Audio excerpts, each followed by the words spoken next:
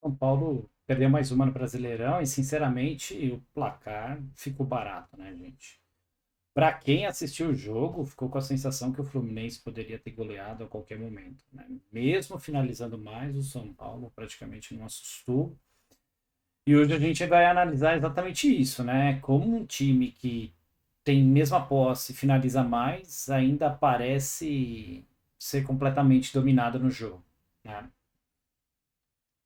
Foi o primeiro jogo do São Paulo depois da saída, demissão do treinador Roger Machado e o São Paulo foi comandado interinamente pelo Milton Cruz, enquanto o Dorival nem viajou para o Rio de Janeiro. E ó, acho que o Dorival deve ter ficado assustado com o que viu, né? Porque o que ele vai encontrar é um cenário muito complicado. Um sistema defensivo desorganizado, com um jogador inepto como o Dória para ser uma única opção aí, por conta das ausências. Muitas improvisações, muitos jogadores machucados, um meio de campo sem volantes de marcação, né? Que já desde antes a gente vinha tendo essa situação, e aí isso deixa a zaga mais exposta, e pouca agressividade real, né, gente? O São Paulo fica muito com a bola, circula, mas finalizações perigosas elas não acontecem. Ainda improvisou o Wendel de ponta esquerda, nosso triatleta, né? O Wendel não joga nada na lateral esquerda, nada na ponta, nada no meio, então um jogador que faz nos questionar a contratação, né? Quem são os empresários, porque não tem explicação o esforço que o São Paulo fez para ter esse jogador. Hoje o time parecia muito mais um quebra-cabeça desmontado, né? Vamos ver se o Dorival vai conseguir organizar esse time. Então, avançando aqui para os dados, gente, a gente tradicionalmente começa com posse e construção, né? Então, a gente vê que os números eles mostram uma situação curiosa, né? Muito equilíbrio, né? Posse de bola 50 contra 50. O número de total de passes foi também muito similar, 473 contra 470. Precisão dos passes também 83 contra 82. Passes completos 393 contra 385. Então, um equilíbrio absoluto ali, né? Entre os dois times. O São Paulo teve praticamente a mesma posse de bola e quase o mesmo número de passes. Mas existe uma diferença enorme ali entre ter a bola e controlar o jogo, né, gente? O Fluminense parecia muito mais confortável que o São Paulo.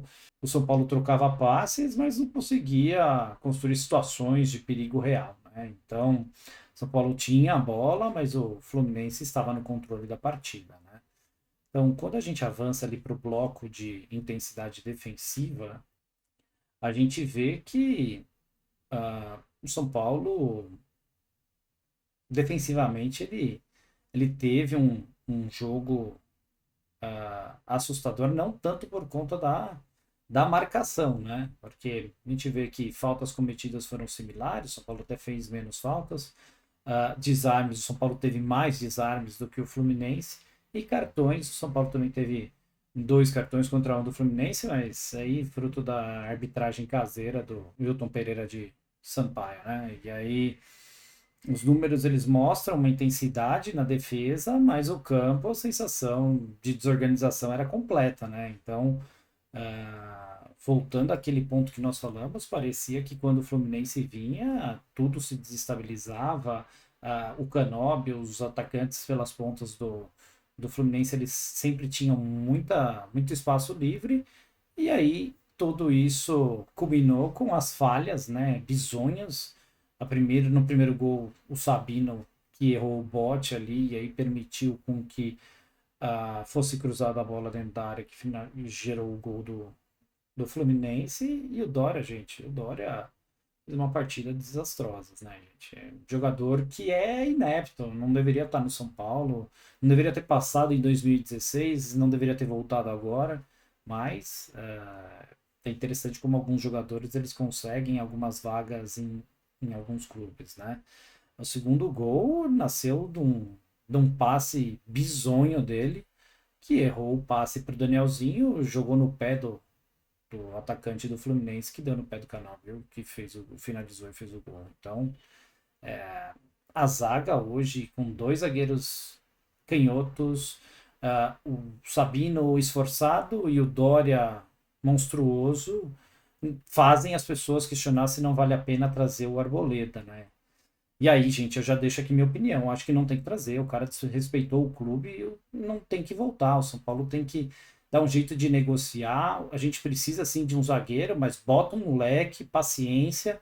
Ou então troca o Arboleda com outro jogador de outro clube, porque ele já humilhou demais o São Paulo colocar o rabo entre as pernas e aceitar esse cara de volta, né? Então não tem porquê a gente aceitar uma situação dessas. O São Paulo é muito maior do que o Arboleda ou qualquer outra pessoa. Avançando para o bloco de produção ofensiva, gente, aí a gente vai ver um ponto importante aqui. Finalizações. O São Paulo teve mais finalizações, né? Esse eu acho que é o dado mais enganoso, né? O São Paulo finalizou 14 vezes, o Fluminense 10. As finalizações no gol, hoje o São Paulo se sobressaiu. Foram 7 no gol contra 3 do Fluminense, né? Então isso é um ponto que é relevante. Os escanteios também foram muito similares, 5 para o São Paulo e 3 para o Fluminense. E os impedimentos também acabaram sendo bem equilibrados, né, gente? Então o São Paulo finalizou mais, acertou mais no gol, mas olha só, quem ganhou o jogo, né? E pior não é isso, né, gente? Quem assistiu o jogo não teve essa impressão de domínio e tanta finalização do São Paulo. A sensação era de domínio completo do Fluminense, que jogou com o freio de mão puxado, pensando no jogo da Libertadores durante a semana, né? Um jogo decisivo para o Fluminense. E a gente ficou ali, finalizou, mas sem perigo real, sem nenhuma grande chance. Contra o gol do Fábio, né? Que fez apenas, que eu me lembro aqui, uma grande defesa ali numa finalização do Danielzinho, né? Mas alguém deve ter, né? A sensação de que o domínio ofensivo foi de São Paulo, né? Mas, gente, isso não aconteceu, né? O Scout ele mostra que o São Paulo teve volume, mas o jogo, quem assistiu, viu a impotência que o São Paulo tinha para atacar, né, gente? Então é complicado de analisar só sob esse prisma. Já quando a gente vai para o quesito eficiência, acredito que aqui a gente encontra justificativas do que aconteceu no final do jogo, né? Então, o Fluminense ele teve uma eficiência ofensiva, né? Então, ele mandou 3 bolas no gol e acertou 2 bolas, 66% de eficiência, e o São Paulo, das 7 que mandou, só uma foi a gol, e foi sem querer, né, gente? Uma bola que bateu no Dória, então 14% de eficiência. Na precisão de finalizações, hoje o São Paulo teve um desempenho melhor, 50%, né? Então mandou mais bolas ao gol, mas sem perigo, né? E o Fluminense ele teve menos eficiência na precisão, mas ele conseguiu os gols, né? Então a eficiência em converter em gols, as chances reais de gol, foi muito melhor. Que é um problema que o São Paulo tem. Isso mostra claramente a defasagem técnica dos jogadores de ataque do São Paulo, né? A dificuldade e o esforço de se fazer gol, principalmente quando não são Luciano e Caleri que estão no comando de ataque, né? E um dado outro interessante que a gente vinha trazendo aqui nos últimos vídeos é a questão de cruzamentos para conseguir uma finalização. Hoje o São Paulo reduziu bastante, né? Primeiro jogo sem o Roger Machado, isso caiu bastante, vinha para mais nos últimos jogos com mais de 2 cruzamentos para conseguir uma finalização. Hoje o São Paulo até conseguiu finalizar mais os cruzamentos, né? Então 1,7 cruzamentos para conseguir uma finalização, mas ainda assim o Fluminense mais eficiente nos cruzamentos, né? Então 1,5 cruzamentos para conseguir uma finalização. Então a gente sabe que o São Paulo é um time que cruza muito, mas cruza de qualquer jeito e isso não vem gerando finalizações a gol, né? Então o São Paulo ele teve volume, mas sem perigo, né? Então ele produziu muita ação e o Fluminense que produziu perigo no jogo. Tanto é que quem assistiu ficou com a nítida sensação de que o Fluminense, se acelerasse o jogo, poderia ter feito outros gols e ganhado por mais, né? E agora o trabalho do Dorival vai começar e, sinceramente, gente, o cenário para mim é muito pior do que parece. A defesa está insegura, a gente está com muitos jogadores desfalcados, o meio está sem proteção, a gente tem tido algumas improvisações. O time ele tem uma falha grave de agressividade, né? Então o time ele circula muito a bola e finaliza pouco, embora nesse jogo isso tenha sido diferente. E o principal, gente, os jogadores estão sem confiança. E aí alguém vem me falar, ah, mas a culpa não é do Roger Machado. É do Roger Machado também, gente. Ele fez as escolhas que geraram lesões e fez com que o São Paulo tivesse resultados piores e afetou a confiança dos jogadores. Isso é legado direto do Roger Machado. Então, hoje, São Paulo claramente não tinha identidade nenhuma, ou ainda apresentava a identidade do Roger Machado. E o Dorival ele vai precisar aí reorganizar o sistema defensivo, que é algo que ele costuma fazer bem, reconstruir o meio de campo, né? De repente, com as voltas do Marcos Antônio, ele conseguir reorganizar aquele meio de campo mais móvel, né? Ou então colocar um jogador mais de marcação para dar mais proteção defensiva. Precisa começar a ganhar para devolver a confiança para os jogadores e principalmente, né, gente, tornar o time mais agressivo. Hoje o São Paulo é um time estéril, né?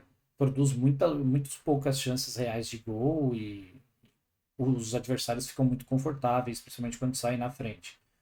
Hoje o problema do São Paulo, a gente sabe, não é técnico.